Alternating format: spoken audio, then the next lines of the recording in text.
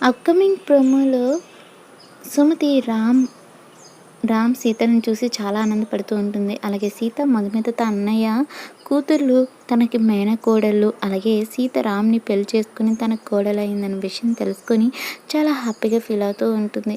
నా కొడుకు రామ్‌ని నా అన్నయ్య కూతురైన సీత ఇద్దరు పెళ్లి చేసుకొని భార్యాభర్తలు అయినందుకు నాకు చాలా సంతోషంగా ఉంది. ఇక ఆ దేవుడే నాకు ఈ వరాన్ని ఇచ్చాడని చెప్పి సుమతి ఆనందపడుతూ ఉంటే, ఇక సీత ఏమో "ఆ దేవుడు మీకు వరాన్ని ఇచ్చాడు అత్తయ్య.